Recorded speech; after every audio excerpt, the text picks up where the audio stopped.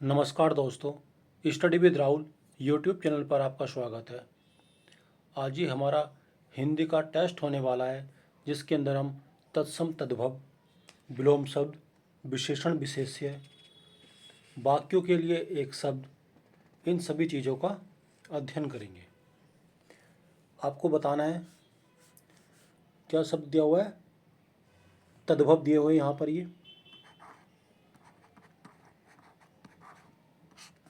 और इनके कुछ तत्सम लिखे हुए हैं। जो शब्द हो जाएगा हमारा सेज, इसका तत्सम बताना है। उसके बाद भुगतान,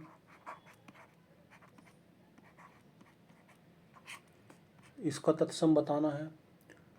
भूनना,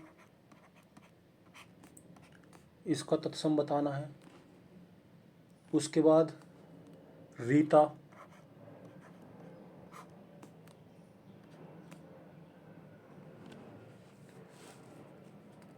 कठोत, इस शब्द का तत्सम बताना है। ठीक है, देखिए सेज, सेज का जो तत्सम होता है शैया। सेज का क्या होता है तत्सम? शैया। भुगतान का तत्सम क्या होता है? भुक्ति। भूनना, तो ये क्या हो जाएगा? भर्जन हो जाएगा। रीता, ये रिक्त हो जाएगा। उसके बाद कठोत, कठोत का तत्सम क्या होगा? काष्ठ पात्र हो जाएगा। कठोर का तत्सम क्या हो जाएगा? कठोत का काष्ठ पात्र हो जाएगा। यहाँ पर हम अब विशेष्य और विशेषण देखेंगे।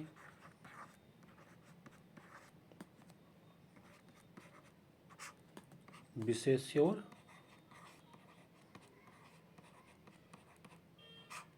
विशेषण देखेंगे।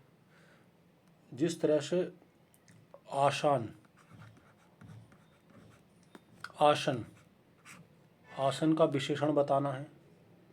आसमान, इसका विशेषण बताना है। इच्छा, इसका भी विशेषण बताना है। कुसुम, इसका विशेषण बताना है। कृषि, इसका भी विशेषण बताना है। हम बात करते हैं आसमान, आसन, आसन का क्या हो जाएगा विशेषण? ये आसीन हो जाएगा। आसमान का आसमानी हो जाएगा। इच्छा, इसका विशेषण क्या हो जाएगा? ऐच्छिक हो जाएगा। कुसुम, इसका विशेषण क्या होगा? कुसुमित, कुसुम का विशेषण क्या हो जाएगा? कुसुमित हो जाएगा। कृषि का विशेषण क्या हो जाएगा? कृषक। कृषि का विशेषण क्या कहलाएगा? ये कृषक कहलाएगा। चरित्र, यहाँ पर देखेंगे फिर से हम।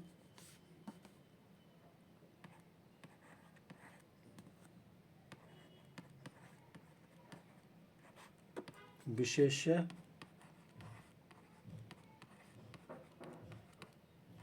विशेषण।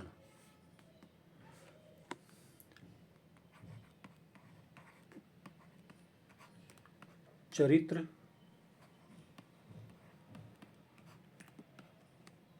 चर्वण, दूत, नियुक्ति, इसका विशेषण क्या होगा? निराकरण, इसका विशेषण बताना है, और निर्माण, इसका भी विशेषण बताना है। देखिए, जो चरित्र है इसका विशेषण क्या हो जाएगा? चरित्रिक।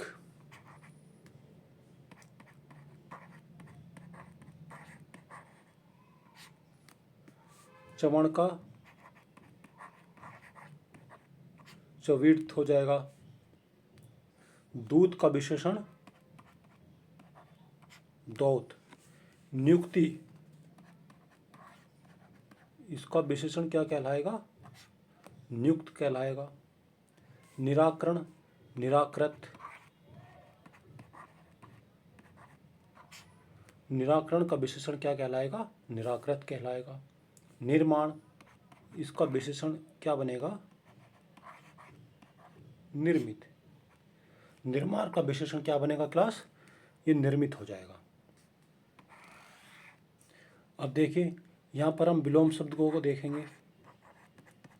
इन सभी को क्लास आपको बताना है। जैसे कि पहला है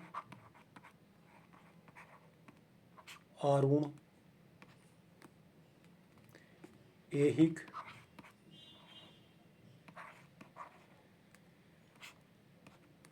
दूसरा ओछा, अगला शब्द है ओजस्वी, इसका विलोम बताना है। फिर हो जाएगा चाटुकार,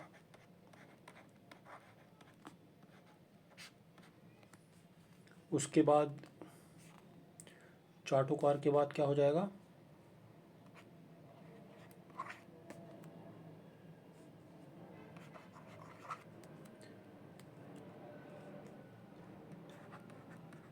अनुमत, इसका विलोम बताना है। आरूण, आरूण का विशेषण क्या कहलाएगा? देखिए, अनारूण। आनूर का, आरूण का विलोम अनारूण।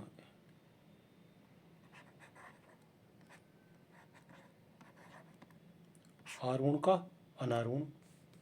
ऐहिक, पारलौकिक।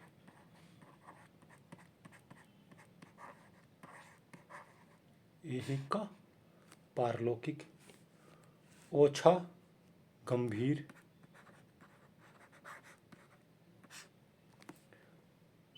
ओजस्वी, निस्तेज। ओजस्वी का विलोम निस्तेज। चाटुकार, स्वाभिमानी।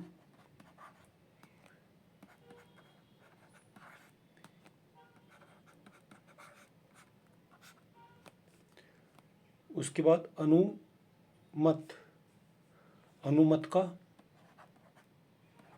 अनुमत। अनुमत का विलोम क्या हो जाएगा? अनुमत। उन्मेष,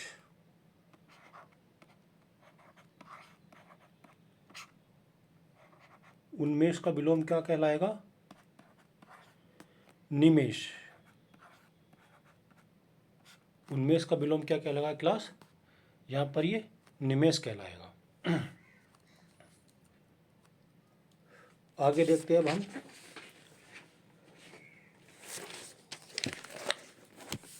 देखिए, उचित बात के लिए अनुचित बात के लिए आग्रह करना, तो दुराग्रही। जो अनुचित बात के लिए आग्रह करता हो उसको क्या बोलेंगे हम? दुराग्रही। अनुमान द्वारा प्राप्त ज्ञान, अनुमति, अनुमित। दूसरों को उपदेश देने वाला, परोपदेशक। दूसरों का भला करने वाला, परोपकार या परमार्थ कहलाता है। हम कुछ शुद्ध शब्दों को देखेंगे। शुद्ध शब्द, जिसमें प्रतिष्ठा किस तरह से लिखा जाता है? ये प्रतिष्ठा हो जाएगा। उसके बाद उन्मुख, ये इस तरह से लिखा जाएगा।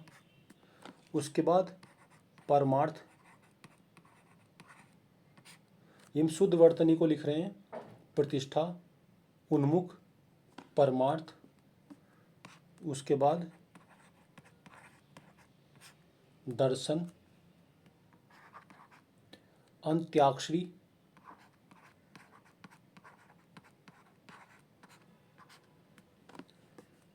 उसके बाद अन्वेषण, ठीक है, अन्वेषण। प्राणियों किस तरह से लिखा जाएगा? ये प्राणियों हो जाएगा। अभिनेता,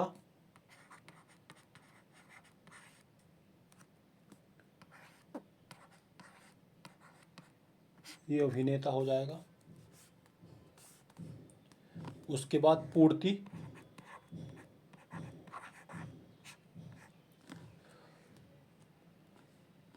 यथेष्ट,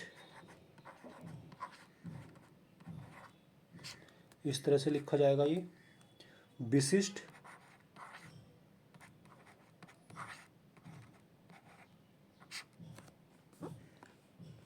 अध्यावास,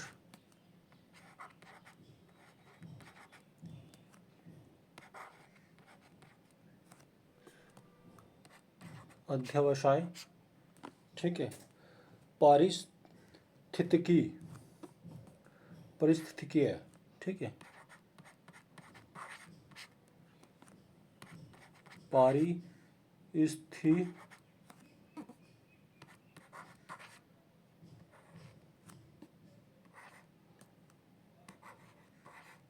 क्लास पारिस्थितिकीय में कितनी मात्राएं आएंगी? परि पे 1, स्थि पे 2, तिकीय पे 3 और 4 मात्राएं यहाँ पर ये आएंगी, ठीक है। अगर हम पर्यायवाची की बात करते हैं, जिसमें दर्पण, इसका पर्यायवाची क्या होता है? शीशा, आरसी, और क्या हो जाएगा ये? आईना। ये किसके? दर्पण के पर्यायवाची होते हैं, ठीक है। गिरा, ये सरस्वती को बोला जाता है, इसके पर्यायवाची हैं सरस्वती, गिरना और वाणी हो जाएगा ये, ठीक है। लक्षण, इसके पर्यायवाची क्या होगा? अलग हो जाएगा ये। लक्षण के पर्यायवाची अलग, अजीब और विशिष्ट।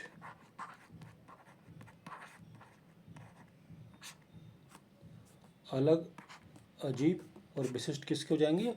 लक्षण के पर्यायवाची हो जाएंगे, ठीक है। अंग, अंग के पर्यायवाची कौन कौन से होंगे? तो अंग का होगा अंश, हिस्सा,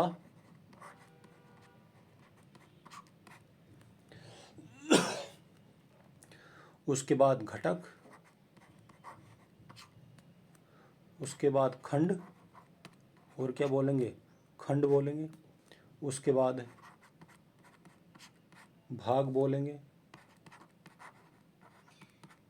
टुकड़ा बोलेंगे अंग को। और अंगों को क्या बोलेंगे? अगर हम अंग की बात करते हैं,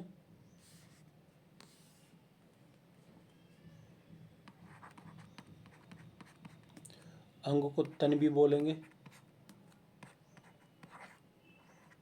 देह, गात, ये कलेवर हो जाएगा, बदन हो जाएगा, ठीक है। उद्धरण, ये सभी किसके? अंग के पर्यायवाची कहलाते हैं। अगर हमें बताना है गला, इसके पर्यायवाची क्या कहलाएंगे? कंठ, ग्रीवा, गर्दन और ग्रेवान,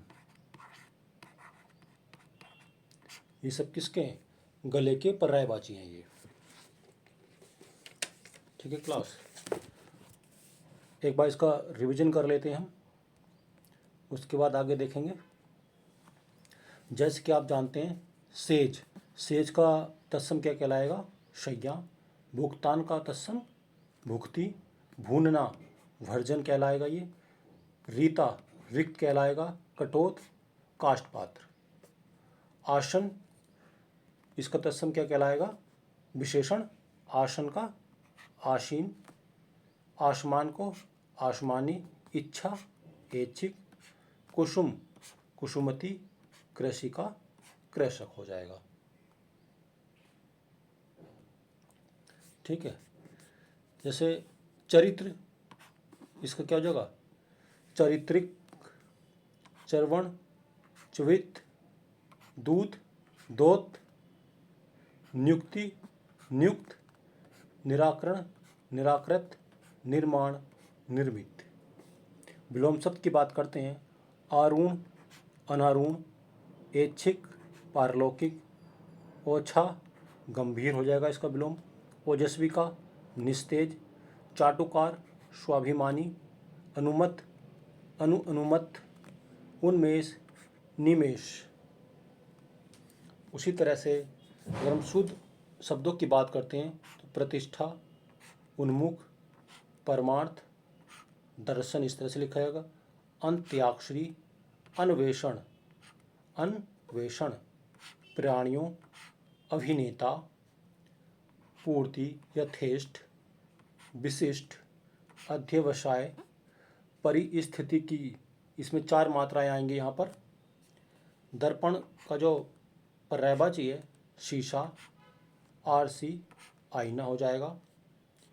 गिरा का सरस्वती, गिरना और वाणी हो जाएगा।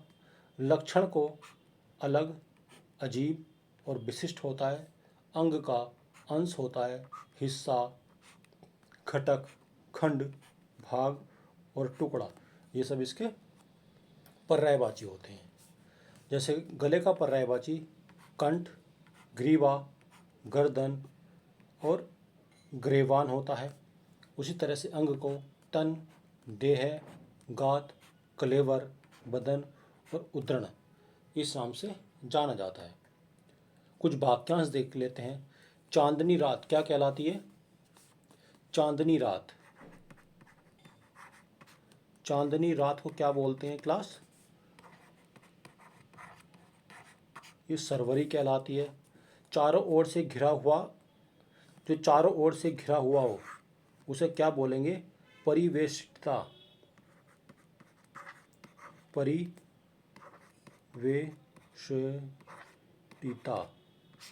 चारों ओर से जो घिरा हुआ है। चारों वेदों को जानने वाला चतुर्वेदी। चतुर्वेदी कौन होता है? जो चारों वेदों को जानता हो। जिसकी प्राप्ति अत्यंत श्रम से हो। हमने कोई वस्तु की प्राप्ति अत्यंत ही श्रम से हुई है, उसे क्या बोलेंगे?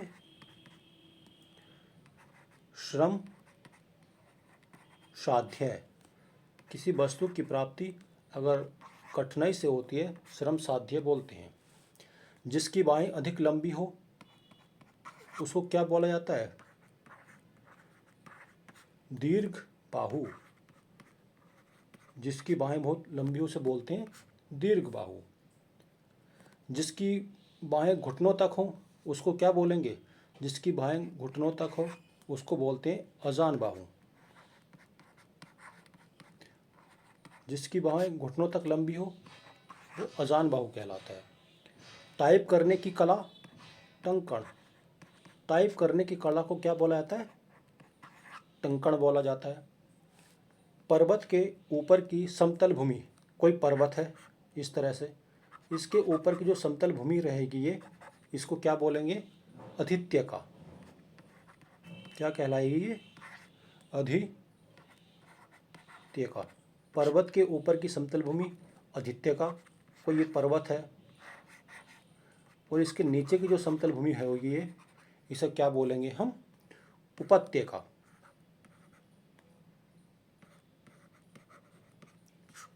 पर्वत के नीचे की समतल भूमि को सब क्या बोलेंगे? उपत्यका बोलेंगे। जो पशुओं का आशा या पशुओं के आचरण जैसा हो उसे क्या बोलेंगे? जो पशुओं की तरह आचरण करता हो या पशुओं के आचरण जैसा हो, पाश्विक।